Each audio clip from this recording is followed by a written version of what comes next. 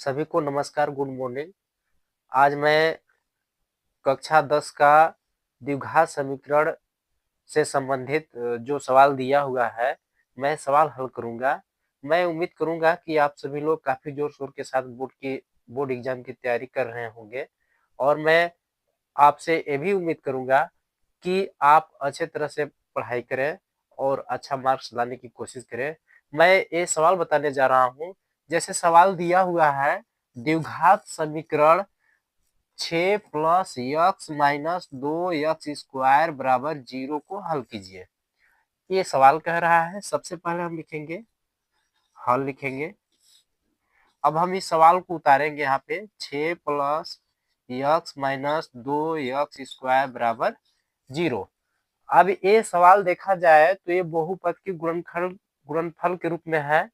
तो गुणनखंड के रूप में है तो इसको हम क्या करेंगे, थोड़ा सा इसको हम सजा करके लिखते हैं, क्योंकि देखने में थोड़ा सा हमें जो ये सवाल है द्विघात के रूप में अच्छी तरह से दिखाई नहीं, मैंने समझ में नहीं आ रहा है। इसलिए हम इसको क्या करेंगे कि इसको हम थोड़ा सा सजा करके लिखेंगे। तो इसको क्या करेंगे, सबसे पहले माइनस है, माइनस लिखेंगे।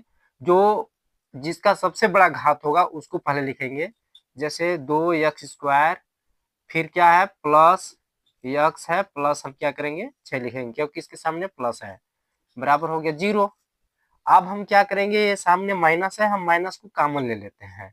जब कॉमन लेंगे तो 2 x² प्लस है तो माइनस हो जाएगा, x है तो x लिखेंगे, प्लस है तो माइनस हो जाएगा क्योंकि कॉमन लिए हुए है ना। ये अंदर जब गुणा करेगा तो प्लस हो जाएगा, क्योंकि माइनस का गुणा माइनस में करेगा तो प्लस होगा, माइनस का गुणा यदि माइनस में करेगा तो प्लस होगा। 6 है, 6 लिखेंगे बराबर 0। आप क्या करेंगे कि इसको उधर भेज देंगे तो भाग में हो जाएगा, जब भाग में जाएगा तो ये 0 हो जाएगा। तो बचेगा कितना, 2 x² माइनस x माइनस 6 बराबर 0। अब देखिए बन गया द्विघात, द्विघात के रूप में बन गया। अब क्या करेंगे कि ये जो पहली जो संख्या होता है, ये संख्या आखिरी वाले संख्या के साथ गुणा करता है। तो गुणा करेंगे तो 6 दूना कितना हो जाएगा 12, यानी 6 दूना 12। अब यहाँ पे कितना है, x है, सामने 6 के सामने क्या है, माइनस है, तो घटाने पे कितना आना चाहिए, इसके सामने 1 छुपा है ना, 1 आना चाहिए। अब हम ऐसी संख्या से गुणा करें कि गुणा करने पर 12 आना चाहिए, और उसी संख्या को, जिस संख्या से गुणा करेंगे उसी संख्या को यदि हम घटाएंगे तो 1 आ जाना चाहिए।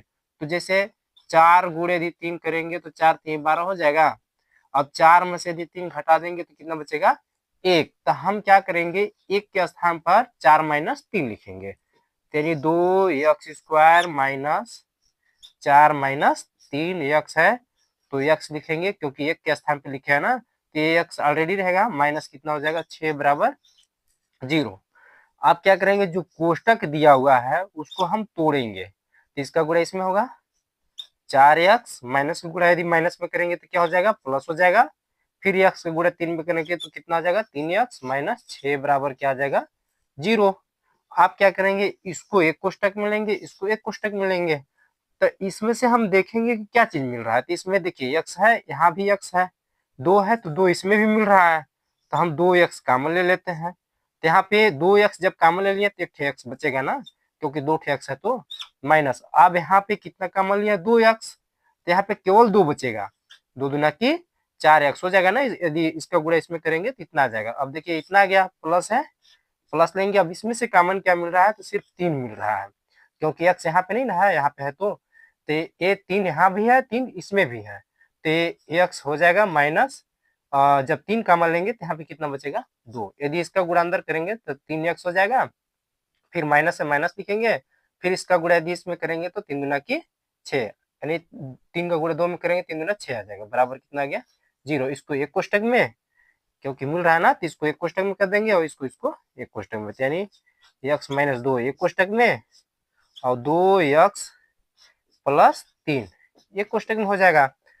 अब हम क्या करेंगे कि हमें द्विघात समीकरण हल कर रहे हैं ना, तो x का मान निकालना है। तो हम इसको इधर रहने देते हैं, ये गुणा आपस में कर रहा है ना, तो इसको उधर भेज देंगे, भाग में जाएगा तो 0 आ जाएगा। तो क्या बचेगा, x माइनस 2 बराबर क्या आ जाएगा 0। अब x बराबर, क्योंकि ये माइनस है, उधर जाएगा तो प्लस में हो जाएगा, 2 आ गया।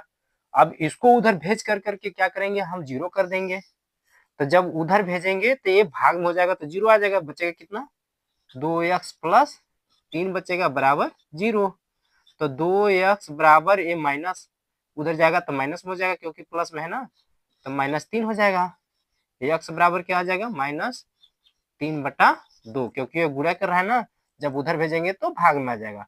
अतः ये द्विघात समीकरण ये हल हुआ। एक ठो x का मान कितना आया है, एक ठो x का मान 2 आया है और दूसरा x का मान कितना आया है -3/2। ये क्या हो गया आंसर। मैं उम्मीद करूंगा कि आप लोगों को अच्छी तरह से सवाल समझ में आ गया होगा। यदि समझ में नहीं आया होगा तो आप कमेंट कीजिएगा, मैं अगला सवाल और अच्छी तरह से समझाऊंगा।